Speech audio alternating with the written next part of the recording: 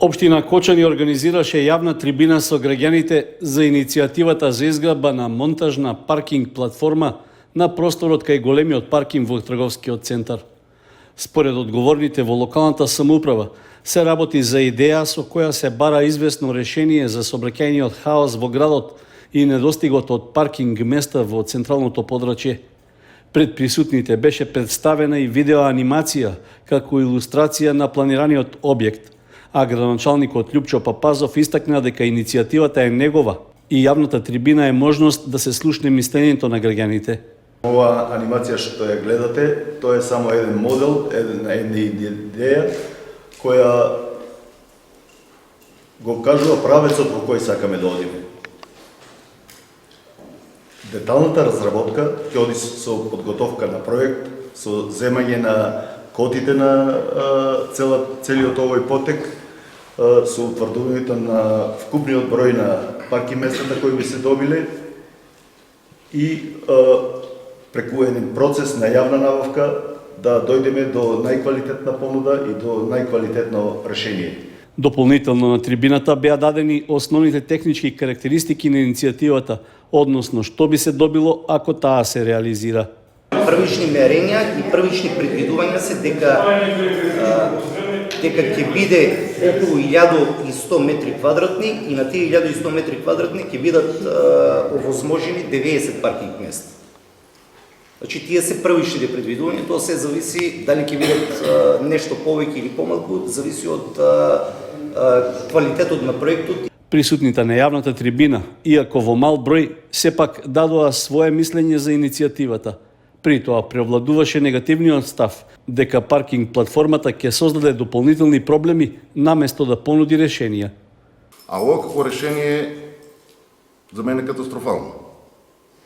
Затоа што прво ќе се награде градот, трговскиот центар, нема да биде трговски центар. Продавниците ќе застанат со работа, затоа што ќе останат ќе бидат подробни. Кога, значи, ово како што го понудувате како проект, треба да нацртате и зградата, да се види што се губи, не што се добива. А вие ако сакате решение за паркинг, вие старата зграда со паркчето, имате улици од три страни, значи да влезе, да вртте, да сука, да се качува, да се качи и на 10-ти спрат да се паркира. Ние немаме представа какво ќе биде. Кај нас сега луѓето доаѓаат и со колите се паркират, гужва и знаете сами колку и се. И сега кога ќе се стави таа платформа, викате не е ништо 3 метра. Добро, 2,80, али сметете на тие 2,80 имате возило сгоре уште по 1 метар. Метар и кусо. Значи имате 3,5 метра. Значи, дуќаните, пријатно.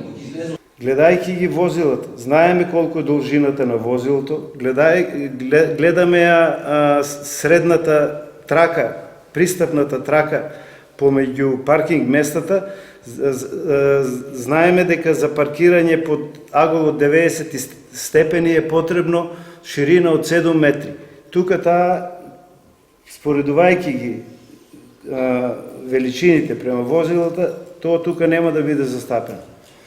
Влезниот дел на платформата сега ние знаеме дека е од кај грнето е предвидено. Тамо, значи нема како и да ја проектират, што и да ја проектират, од тамо не може да се направи слободен пристап до горе и што ќе се деси кога ќе се сретнат две возила, едното да влегува, другото да излегува. Ја мислам дека долниот дел на оваа платформа ќе биде депонија и јавно ВЦ. Со овие 90 паркинг места што ви ги добиле, значи јас ги бројам, има 45 паркинг места моментално.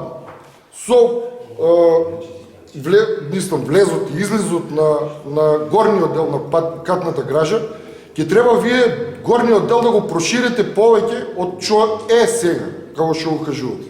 Така ли, горниот дел малце поширок да биде од долниот. Со тоа што горниот дел ќе иде изнад тротоарите и мислам вие си знаете дека ќе бидат стубовите на платформата, со тоа што ако бидат на паркинго, веќе ги искратите паркинг местата на долниот дел. Ако бидат надвор, ќе бидат на тротоар. Тоа е преку ден. Што ќе се случува тука преку ноќ? Тука има станари, што рече еден од станарите, 150 луѓе кои што си имат други проблеми и ќе реагираат.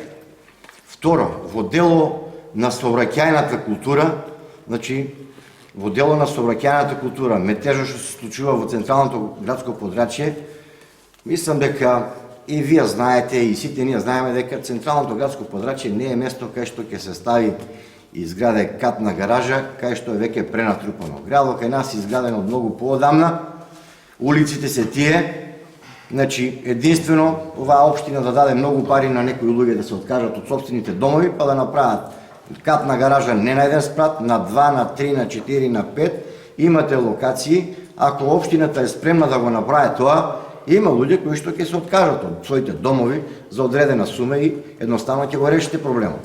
Новинарски заклучок е дека според дискусиите на присутните на трибината, во јавноста има негативно мислење за изградбата на паркинг платформа кај трговскиот центар. Беше искажан став дека за таков објект е подобро да се бара друга локација, што би била во непосредна близина на централното градско подрачје.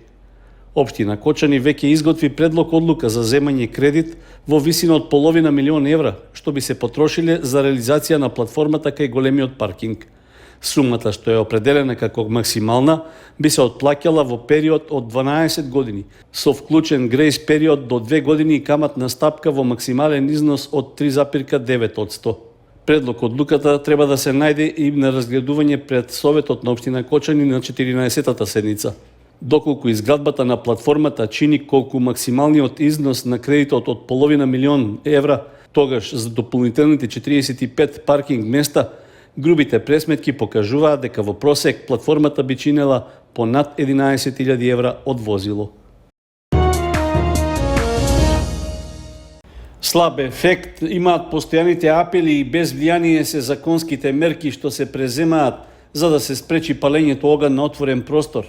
Ниту повиците за внимателно и одговорно однесување при престој во шума не помагаат да се намали опасноста од шумски пожари. Сезоната на пожари на отворен простор е вообичаена во текот на летните месеци, а црната најава дека во Кочанско е веќе почната дава шумскиот пожар што во вторникот околу пладне избувнал во атарот на планинското село Вранинци. За среќа, пламените јазици не се прошириле на поголема површина и направиле само минимална штета. Од територијалната противпожарна единица од Кочани информираа дека имале ефикасна интервенција, а огнот бил навреме локализиран. Сепак, огнените јазици зафатиле околу 2 хектара ниско стеблеста шума, како и 3 објекти во селото во кои за среќа не живеел никој.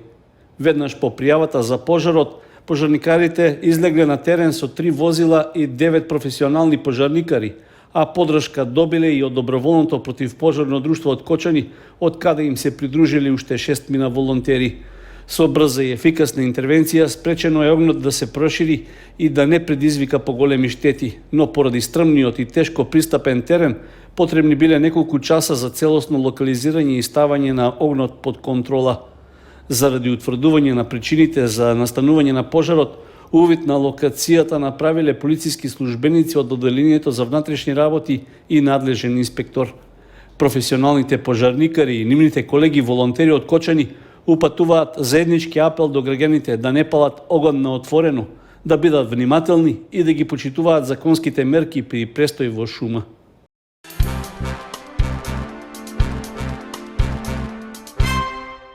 Општина Кочани покренува иницијатива за менување на статутот, што се однесува на делот на одлучување при избор на членови на Советот на облици на местна самоуправа.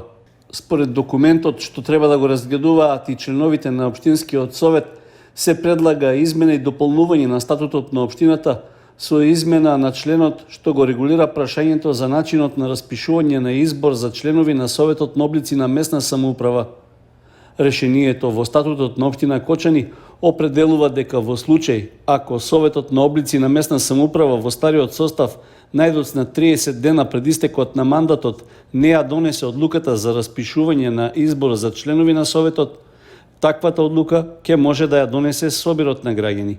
Во иницијативата се нагласува дека ваквото решение Во споменатата статутарна одредба е едно од ретките во државата со таква содржина.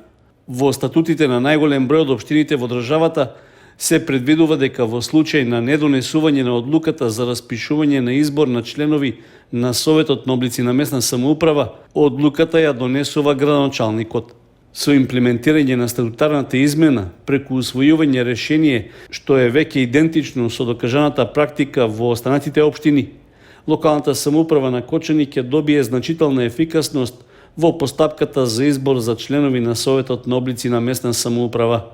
Во иницијативата што веќе е покрената се нагласува дека се отстранува техничка обременетост на собирот на граѓани со цел истиот да може да се посвети на суштинска надлежност за спроведување на процес на избори на функционален и најквалитетен можен начин.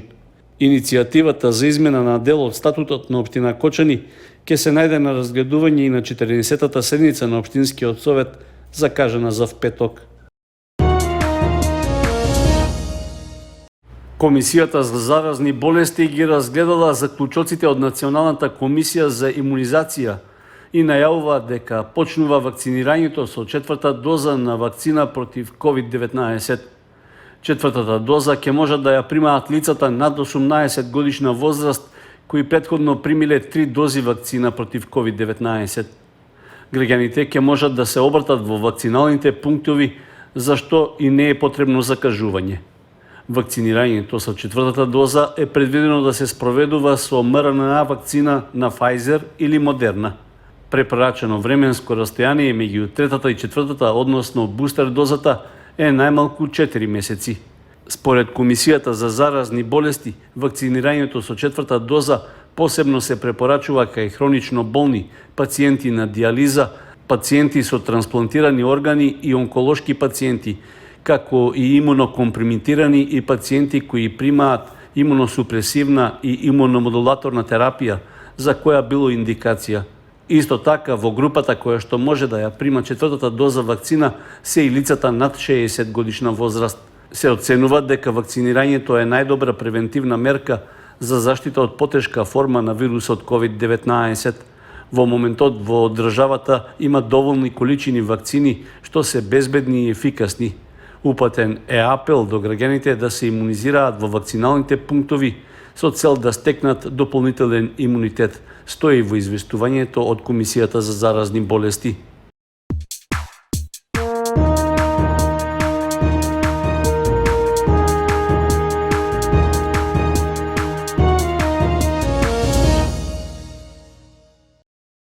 Петроденскиот турнир во мал фудбал е на средина од одржувањето. Со одигрувањето на последните надпревари заврши разигрувањето по групи и од четврток ќе се играат дуелите во четвртфиналето. Во понеделникот екипите на Аутовелт и Виктори одиграа нерешено 3:3, а без победник беше и на надпреварот меѓу Масив Дизајн и ПЗУ Панов, каде резултатот на крајот остана 2:2. Во вторникот вечерта исто така според распоредот беа 2 надпревара, но се одигра само еден. Екипите на ВЛТ Грдовци и Пролет одиграа 3:3, додека средбата Македонија Адренико со службен резултат од 3:0 им припадна на играчите на Македонија, со оглед што нивните противници не се појавија на теренот во закажаниот термин. Од понатамошните надпревари испаднаа Детелинка, ПЗУ Панов, Македонија, Адренико, Масив Дизајн и Антура. В четврток ќе се одиграат првите 2 четвртфинални средби, при што од 19 часот ќе се сретнат Джинџер и Виктори, а во 20 часот Аутовелт ќе игра против Пјаца. В петок, според распоредот, на програмата е средбата меѓу ВЛТ Грдовци и Еволушн, а потоа и меѓу Аната Градски и Пролет.